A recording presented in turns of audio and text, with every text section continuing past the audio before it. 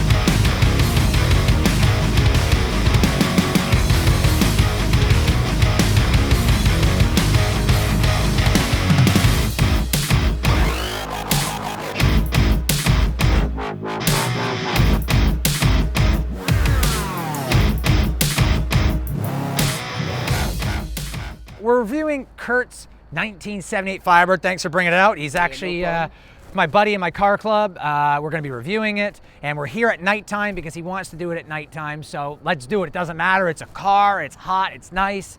And I kind of bugged him. I said, let's stay late from our car event tonight, and we'll just do it tonight. And he's like, yeah, let's just get it done. So we got the 1978 Firebird. He's got the 350 under the hood. He's done an Edelbrock carburetor, valve covers, a 475 cam, and a bunch of other goodies on this car. It's pushing about 420 horsepower, and he's melting the tires off the wheels up here all the time. If you watch the introduction to my Driveway Demons video, that Trans Am Firebird that's doing all the burnouts, that's this car. That's Curt. So you finally get to meet Curt. He's been in a couple other of my videos, but finally we're reviewing Curtis's Firebird. So tell us a little about the car that I may have skipped. Tell us a little bit about it and maybe anything I've missed. Well, it all started when I got my license. My grandparents, they always had this blue car sitting around in their driveway and all that, in the garage and all that, and they kept it since 1978. And it was a 1978 Firebird. Now it's an Esprit. It's not really a Trans Am, but it is a much lighter body than the Trans Am.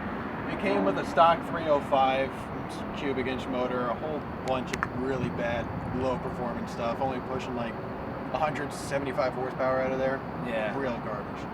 So what me and my dad did is we said, screw this motor, and we went to the Englishtown swap meet and got ourselves a 350, bored it out 30 over, a little longer connecting rod for the pistons. Yeah. Hyper-eutectic pistons. I got a 10.5 to 1 compression right now.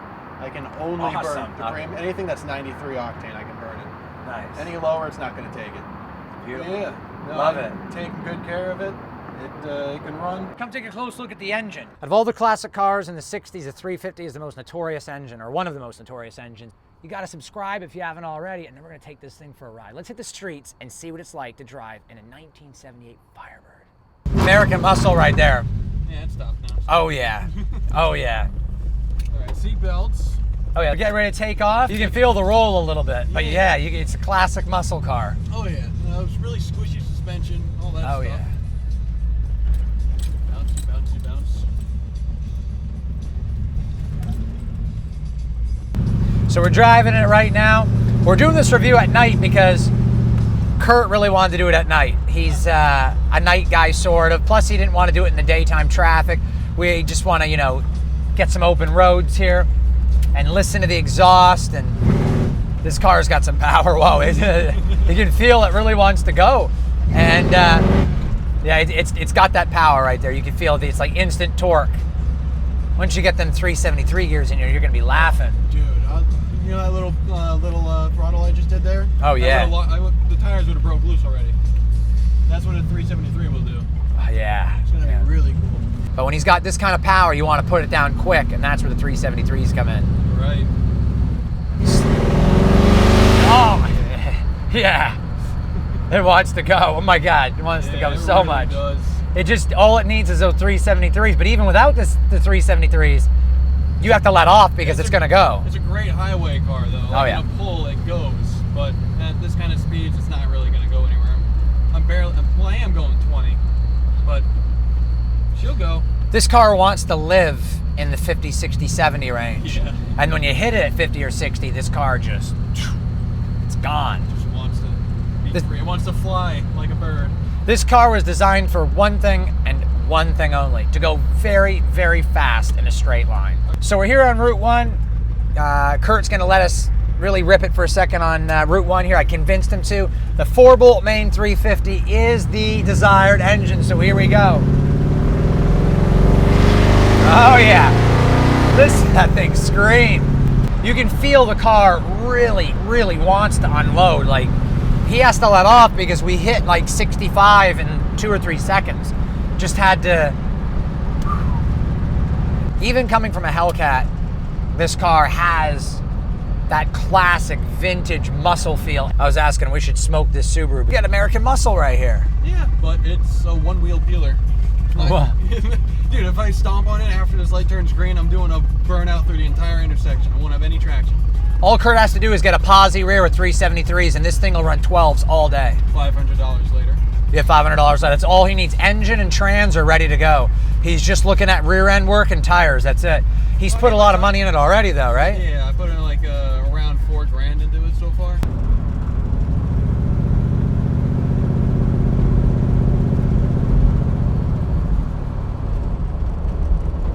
I absolutely love the 396. 396, if you do them right, they make some mad power. 350s were desirable because of how much you can modify them. Right, yeah. I mean, look at NASCAR. NASCAR even uses crate 350 motors. Yep. If you're a car person, you could never, ever mistake the sound of a 350. There's no way. V8, let alone. Yeah. Oh, what is this, a yield? Yep.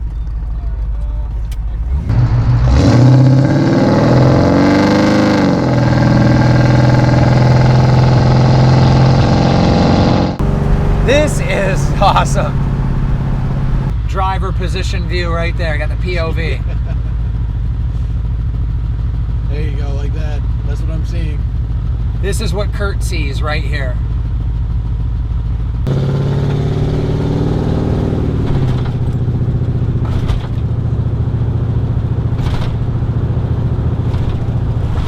You can feel the back end wants to go.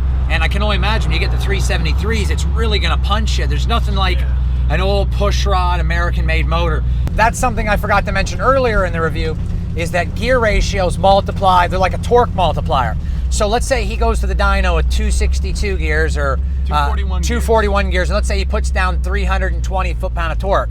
If he goes to 373, he won't be putting 320 down. He might be putting 380 down or 390 because the torque multiplier goes up with the stouter gear. There's actually a chart that's laying around the internet somewhere where it gives you like the whole list, right. All the gears here, gears there.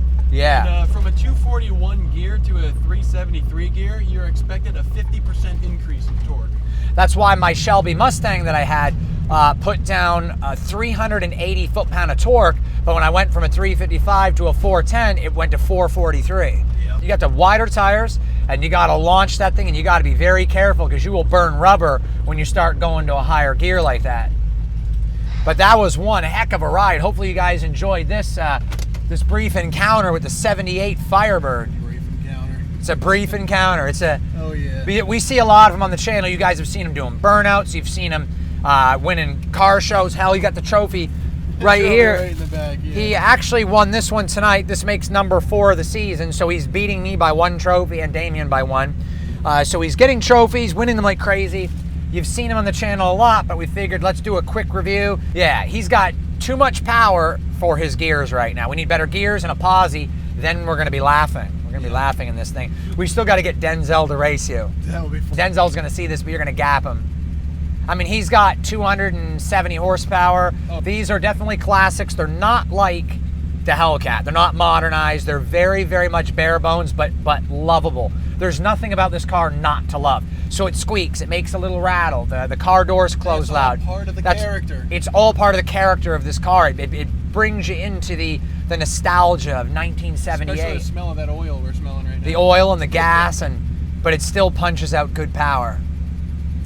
You can feel it. Oh, you can definitely feel it. Ooh, gotta love that. Gotta love it. Did the exhaust myself.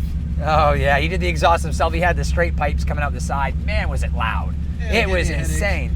So we had to move them to the back and add more pipe because even if you're not adding a muffler, the more pipe you keep adding, the longer the exhaust gets, the quieter it is. Yeah. So, and all resonators do is take out raspiness and drone. They don't really take the overall volume down too much. So, okay, so you got the cherry bombs on and you move them to the back. So it brought the volume to the rear and made it just right. When they were coming out the sides, they'd have given us a headache. Yeah. So. But it was fun. This is a beast of a car. I got to drive it one time. He let me drive it once.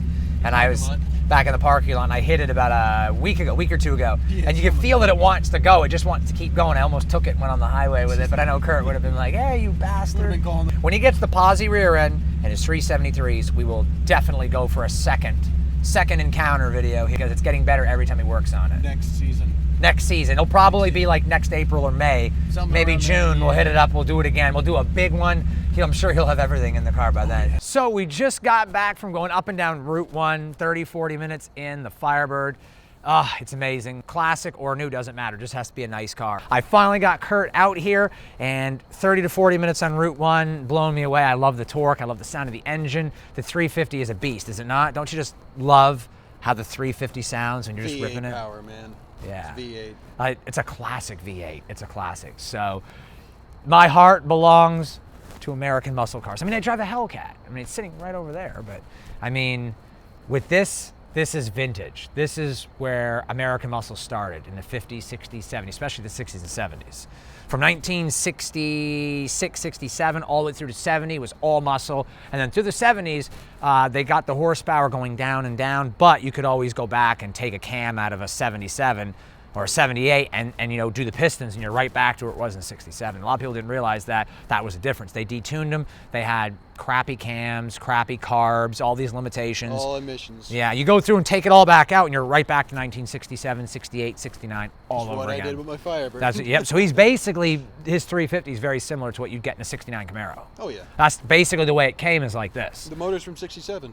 Well, there you go. So, American muscle, great cars. Hopefully you guys found this quick review of Curt's 78 Firebird, 4 trophy-winning Firebird this summer, and had some fun. You had fun, right? Oh yeah. Yeah, so. Good season.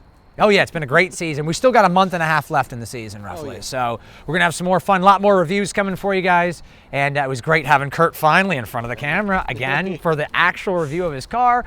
Don't forget to subscribe, share this channel with all your friends. Use the link in the information box below to buy any tires or any tools or anything you need for your car. I got a lot more coming. Tomorrow I'm reviewing Kyle's car, 50 GT. It's 2017. I got some Challenger Hellcat review coming and a Scat Pack Charger, and a bunch of other good reviews coming in the next couple of weeks, and some more videos and content for the Hellcat.